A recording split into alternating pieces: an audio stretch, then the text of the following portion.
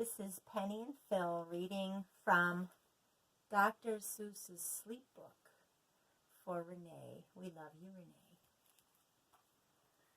The news just came in from the county of Keck that a very small bug by the name of Van Vleck, is yawning so wide you can look down his neck. This may not seem very important, I know, but it is, so I'm bothering telling you so. A yawn is quite catching, you see, like a cough. It just takes one yawn to start other yawns off. Now the news has come in that some friends of Van Vleck's are yawning so wide you can look down their necks. At this moment right now, under 7 more noses, great yawns are in blossom. They're blooming like roses. The yawn of that one little bug is still spreading. According to latest reports, it is heading across the wide fields, through the sleepy night air, across the whole country towards every which where. And people are gradually starting to say, I feel rather drowsy. I had quite a day. Creatures are starting to think about rest. 2 bifferbaum birds are now building their nest. They do it each night, and quite often I wonder how they do this big job without making a blunder. But that is their problem, not yours and not mine. The point is, they're going to bed, and that's fine. Sleep thoughts are spreading all throughout the whole land. The time for night brushing of teeth is at hand. Up at Herkheimer Falls, where the great river rushes and crashes down crags in great gargling gushes, the Herkheimer sisters are using their brushes. Those falls are just grand for toothbrushing beneath, if you happen to be up that way with your teeth. The news just came in from the castle of Krupp that the lights are all out and the drawbridge is up. And the old drawbridge drawer just said with a yawn, "My drawbridge is drawn, and it's going to stay drawn till the milkman delivers the milk about dawn. I'm going to bed now, so nobody better come round with a special delivery letter." The number of sleepers is steadily growing. Bed is where more and more people are going. In Culpeper Springs, in the Stiltwalkers' Hall, the Stiltwalker stilts are all stacked on the wall. The Stiltwalker walkers have called it a day. They're all tuckered out, and they're snoozing away.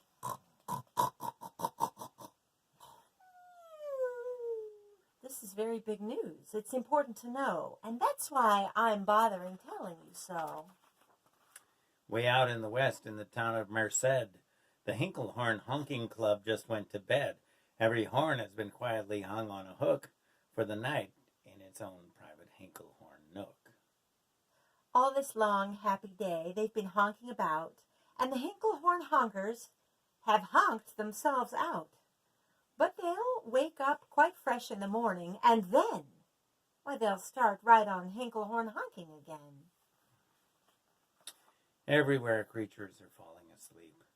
The collapsible Frink just collapsed in a heap. And by adding the Frink to the others before, I'm able to give you the Who's Asleep score. Right now, 40,404 creatures are rapidly deep in slumber. I think you'll agree that's a whopping fine number. Why, that is a whopping fine number. Counting up sleepers? Just how do we do it? Really quite simple. There's nothing much to it. We find out how many, we learn the amount by an audio-teleo count. On a mountain, halfway between Reno and Rome, we have a machine in a plexiglass dome, which listens and looks into everyone's home. And whenever it sees a new sleeper go flop, it jiggles and lets a new biggle ball drop. Our chap counts these balls as they plop in a cup, and that's how we know who's down and who's up. Do you talk in your sleep? It's a wonderful sport, and I have some news of this sport to report. The world champion sleep talkers Joe and Mo Redzoff have just gone to sleep and they're talking their heads off. For 55 years now, each chattering brother has babbled and gabbled all night to the other. They've talked about laws and they've talked about gauze. They've talked about paws and they've talked about flaws. They've talked quite a lot about old Santa Claus. And the reason I'm telling you this is because you should take up this sport. It's just fine for the jaws. Do you walk in your sleep? I just had a report of some interesting news of this popular sport. Near Finnegan Fen, there's a sleepwalking group which not only walks, but it walks a la hoop. Every night they go miles. While they walk to such length, they have to keep eating to keep up their strength. So every so often one puts down his hoop, stops hooping, and does some quick snooping for soup. That's why they are known as the Hoop Soup Snoop Group. It's hard to say. Sleepwalking, too, are the curious Crandalls, who sleepwalk on hills with assorted-sized candles.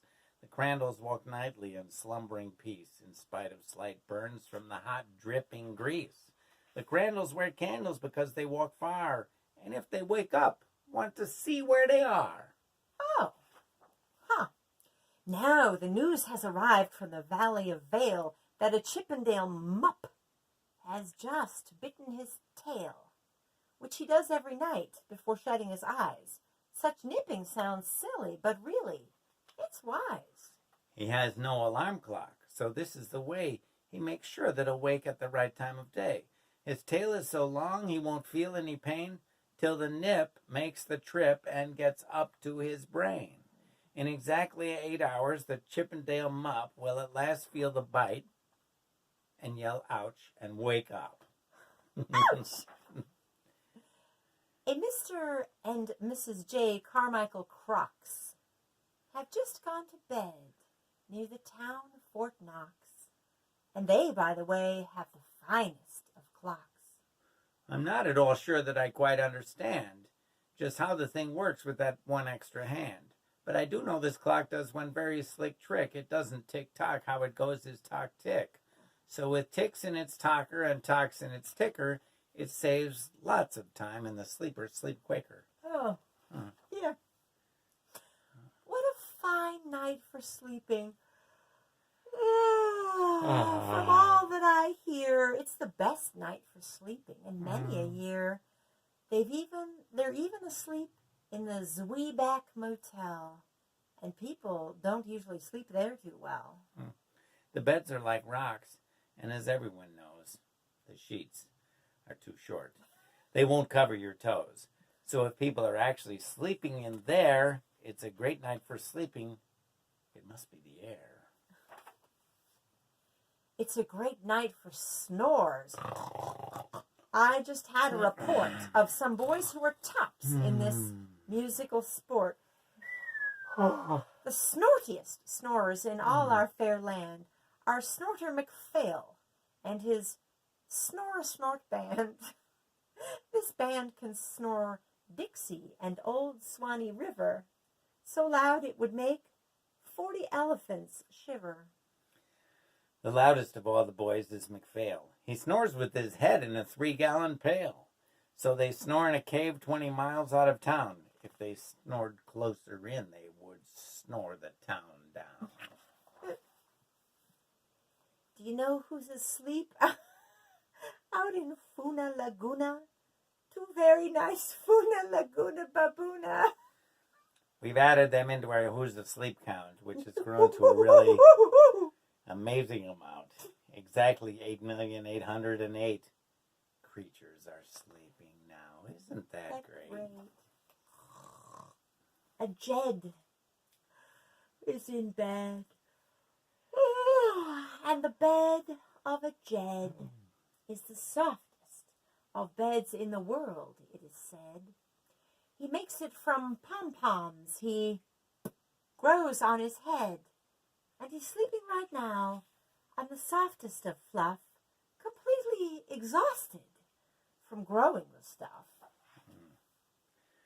The news has come in from the district of Doft. The two oft are asleep and they're sleeping aloft. And how are they able to sleep off the ground? I'll tell you. I weighed one last week and I found that an oft is so light he weighs minus 1 pound. Wow. A moose. A moose is asleep. He is dreaming of moose drinks.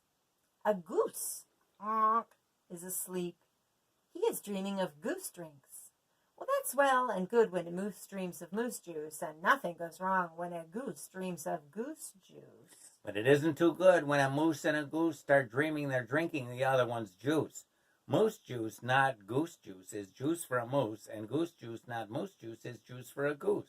So when a goose gets a mouthful of juices of mooses, and moose gets a mouthful of juices of gooses, they always fall out of their beds screaming screams. So, I'm warning you now, never drink in your dreams. Speaking of dreaming, I think you should note that the Bumble Tub Club is now dreaming afloat. Every night they go dreaming down Bumble Tub Creek, except for one night every third or fourth week when they stop for repairs because their bumble tubs leak. But tonight they're afloat, full of dreams, full of bliss. And that's why I'm bothering telling you this.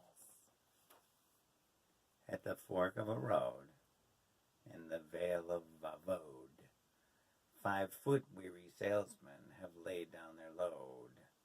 All day they've raced around in the heat, at top speeds, unsuccessfully trying to sell zizzers of seeds, which nobody wants, because nobody needs. Tomorrow will come. They'll go back to their chore.